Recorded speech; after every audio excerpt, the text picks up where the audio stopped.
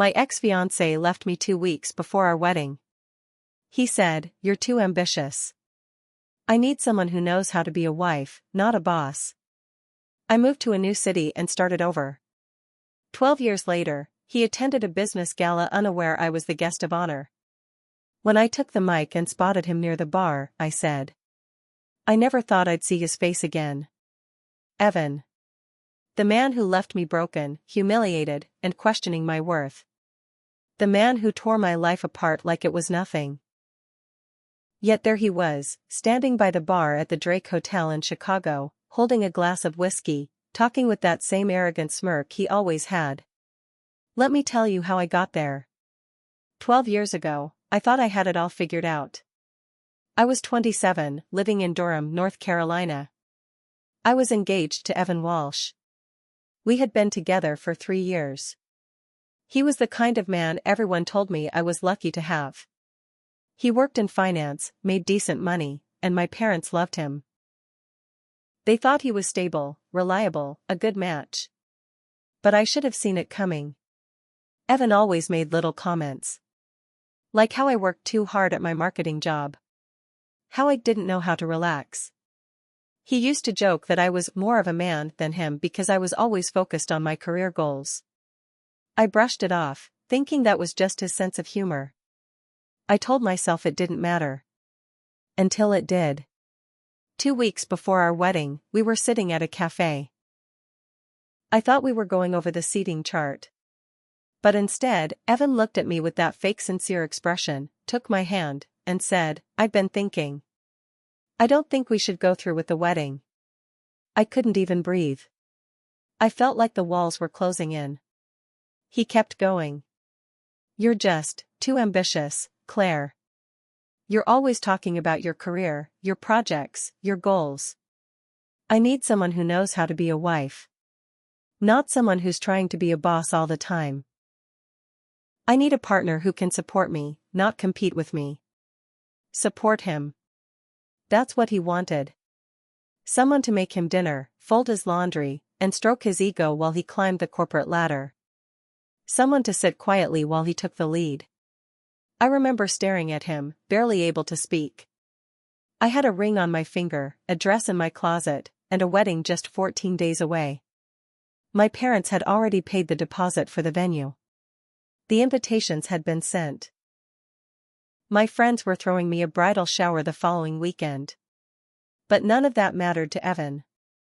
He said it like he was ordering a coffee. Like my dreams, my feelings, my future didn't matter. After that, I couldn't stay. I tried to pick up the pieces in Durham, but everywhere I went, I felt the weight of judgment. My friends whispered behind my back. My family acted like I had done something wrong, like I had failed to keep him. People would say, "Maybe he had a point. You're very driven." So, I left. I packed 2 suitcases, booked a one-way ticket to Chicago, and told no one. Chicago was a brutal place to start over. I didn't know a soul. I lived in a tiny apartment above a laundromat. I worked at a diner during the day, slinging pancakes and pouring coffee for grumpy customers, and at night I did freelance marketing work for anyone who would take a chance on me. I barely slept. I lived on instant noodles and coffee. But I was stubborn. Every time I wanted to give up, I thought about Evan sitting across from me, telling me I wasn't the right kind of woman. That rage kept me going. Eventually, I built a portfolio. I started getting bigger clients, small businesses at first, then mid-sized companies. I formed Bright Path Media in a tiny shared office space with 2 interns. And we grew. Year after year, we grew. I worked 14-hour days, hired a team, and watched as we signed national clients. I didn't date much. I didn't have time. Part of me didn't want to. I was still angry, still raw. Evan's voice haunted me in the back of my mind, even when I was signing 6-figure contracts. And then, 12 years later, I was invited to be the keynote speaker at a major business gala in Chicago. It was the kind of event I used to dream of: black tie, big donors, major companies. The email said they wanted me to talk about my journey, how I built my company from nothing. I was nervous, but ready. The night of the event, I walked in wearing a black satin gown that hugged my body perfectly, my hair pulled back, diamond earrings sparkling under the lights. The room smelled like money, aged scotch, perfume, polished wood. I was halfway through my speech when I spotted him. Evan. Standing at the bar like he owned the place, drink in hand, suit slightly wrinkled, that same smug look on his face. His hair was thinner now, his belly a little rounder, but it was him. He didn't see me at first. He was talking to a group of men in tailored suits, probably telling one of his boring stories. I paused for a second, my heart pounding so loud I could barely hear myself. Then I remembered who I was. I was the guest of honor. The woman they invited to speak. The woman who built her own empire.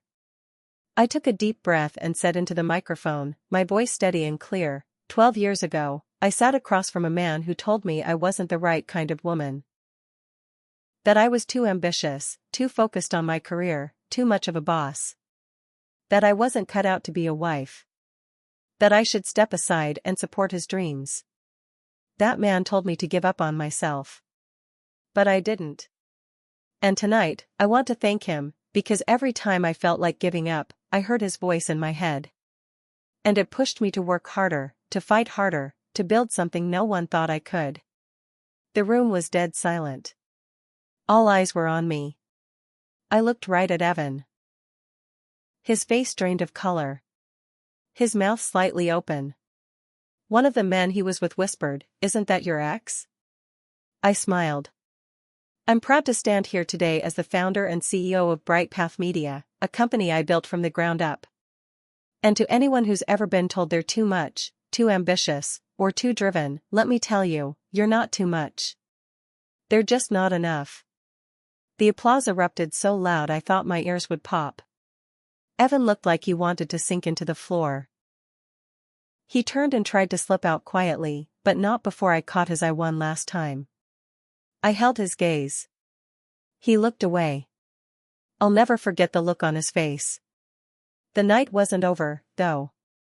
There was more to come. The applause was still ringing in my ears as I stepped down from the podium. People rushed over to shake my hand, congratulate me, ask for business cards. I smiled, nodded, thanked them, but my eyes kept darting toward the bar. I watched Evan shrink into the corner, trying to blend in, but it was too late. The whispers had started. People were glancing from me to him, connecting the dots. I could see it on his face, shock, embarrassment, maybe even regret. He didn't expect to see me here, much less like this. In his mind, I was probably still the girl he dumped at that cafe, the one who wasn't wife material. He had no idea the woman I'd become.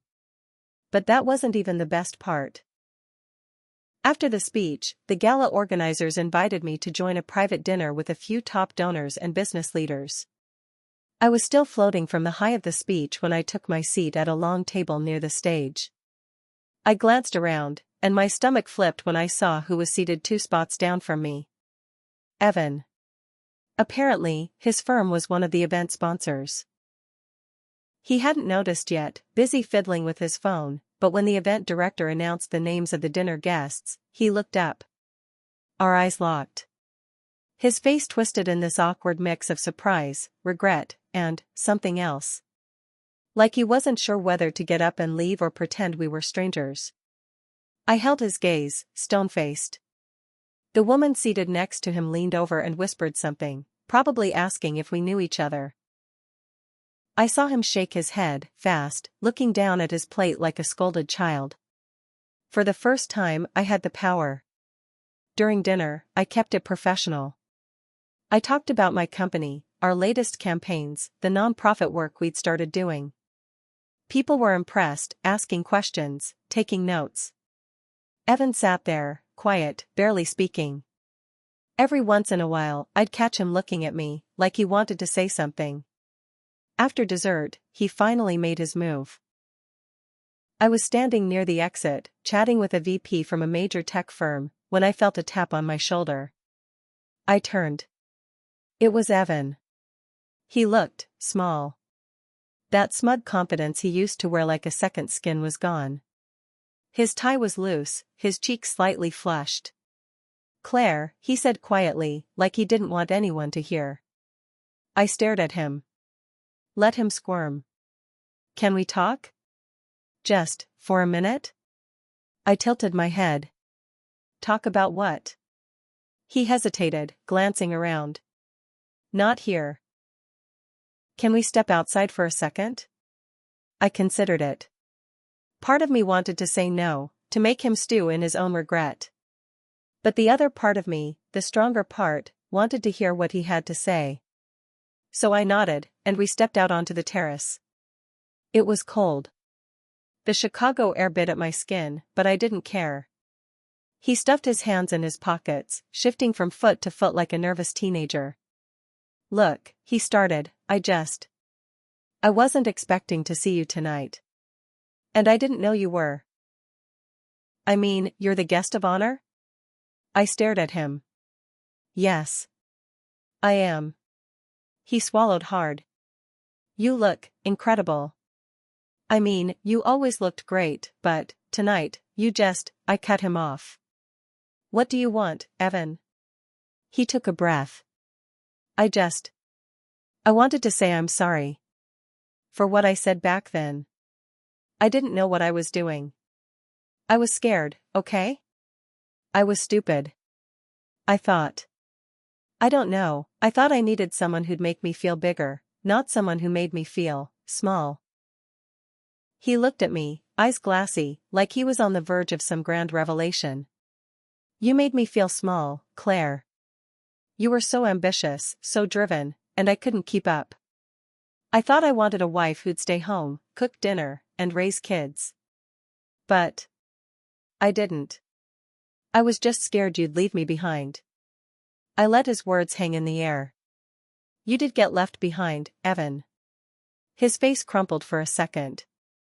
Then he tried to laugh it off, that old cocky smirk slipping back in like a reflex. "Well, I guess I deserve that," he said. I nodded. "You do." We stood in silence for a moment. Then he said, "I'm not doing as well as I thought I'd be. I'm not happy.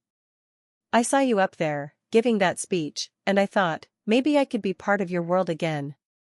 Maybe we could. I don't know, try again?" I nearly laughed. "You want to what?" I asked, voice low and sharp. "I'm just saying, we had something once. Maybe we could stop." I held up my hand. "You left me, Evan. You humiliated me. You told me I wasn't enough. And now, 12 years later, you think you can just walk back in and what? Apologize and expect me to take you back?" He blinked, like he didn't know how to respond. I leaned in slightly, my voice cold. "You were right about one thing, Evan. I am too ambitious for you. I always was." I turned on my heel and walked back inside, leaving him standing there on the terrace, alone, shivering in the cold. But something told me that wasn't the last I'd see of him. Something told me Evan wasn't done trying to worm his way back into my life. And I wasn't done with him either. For the next few weeks, I didn't think much about Evan. I had bigger things to focus on, new clients, expanding my team, securing a deal with a national brand that would make Bright Path Media the top marketing agency in the Midwest. But then, he started showing up. It was little things at first. I'd spot him at networking events. Then, he started emailing me, trying to set up coffee meetings to catch up. The messages were full of flattery, like he was trying to slide back into my life. I ignored him at first. But then, one of my employees, Jenna, my sharpest account manager, brought me a file. "Claire, you're not going to believe this," she said, dropping it on my desk. It was a proposal Evan's firm had sent to one of our top clients. They were undercutting us, pitching the same strategies we had presented a month earlier. Word for word. Evan had somehow gotten his hands on our pitch deck, he was trying to steal our clients. That's when it hit me. This wasn't just a man crawling back with an apology. This was calculated. He wanted back in my life not because he missed me, because he thought I was a target. Because he thought he could still outsmart me. That was the moment the anger I'd buried for 12 years came roaring back. I wasn't going to let him do this. Not again. I set a trap. I reached out, finally answering one of his emails. Told him I'd love to catch up. Suggested we meet for drinks at a high-end bar downtown. He responded within minutes, practically drooling through the screen. When we met, I wore a sharp navy suit, hair slicked back, makeup on point. Evan showed up in a blazer that didn't quite fit, trying to look casual, like he wasn't desperate. He leaned in as soon as we sat down. "I'm so glad you reached out. I think we could really work together again. You know, like the old days," he said, flashing that smirk I used to mistake for charm. I let him talk. I asked questions. I acted interested. And when he offered to collaborate, I nodded along. Then, I dropped the bomb. "I know you've been trying to poach my clients, Evan. And I know you stole my pitch deck. That's corporate espionage. Illegal. The only reason you're sitting here instead of in a courtroom is because I wanted to see how far you'd sink." His face turned pale. Claire, it's not what it looks like, it's exactly what it looks like." I leaned in, my voice low and calm. "You tried to take me down once before, Evan." I let it slide. "Not this time." I pulled out a file from my bag and slid it across the table. It was a cease and desist letter from my legal team, plus a detailed breakdown of the evidence we'd gathered, emails, file metadata, screenshots, and even a recorded phone call where he bragged to a potential client about having inside information. Evan's hands trembled as he flipped through it. "You have two options," I said, my tone like ice. "Option 1, you publicly admit to stealing proprietary materials, withdraw all your proposals, and resign from your firm. I'll keep this out of court." Barely. Option 2, I file a lawsuit first thing Monday morning. And I will win, Evan. I have the proof. I have the lawyers. And I have the power you never thought I'd have. He sat back, defeated. He looked smaller than ever. "You ruined your own life," I said quietly. "Just like you tried to ruin mine." I stood up, straightened my suit, and walked out without looking back. The fallout was brutal. Evan's firm collapsed within a month. Turns out, he'd been sloppy in other areas too. Word spread fast in the Chicago business scene, no one wanted to touch him after that. He lost clients, his job, his reputation. Last I heard, he was working at a small real estate office in a strip mall outside Schaumburg, trying to rebuild what he'd thrown away. And me? Bright Path Media exploded. That national client deal came through. We expanded to offices in New York and LA. I became a regular on industry panels, a speaker at conferences. But the best part? At the next major gala, I was introduced as Claire Monroe, one of the top marketing CEOs in the country. And when I took the stage, I smiled, not because I needed to prove anything to Evan anymore. But because I knew, he'd never forget the night he saw me up there. The night he realized he bet on the wrong person. And I won.